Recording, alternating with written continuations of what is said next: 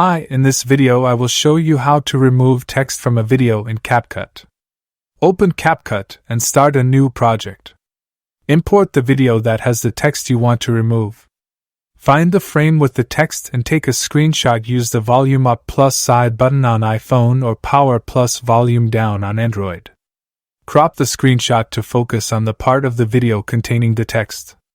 Save the cropped screenshot to your photos. Open a browser and search for a Watermark Remover. Upload the cropped screenshot to the Remover tool. After the tool processes the image and removes the text, download the cleaned image. Go back to CapCut and tap Overlay in the bottom center. Add Overlay and select the clean image without the text. Expand the image to fit the full screen over the video. Scroll to Mask and tap on it. Choose Rectangle as the mask. Resize and position the rectangle to cover the text on the video.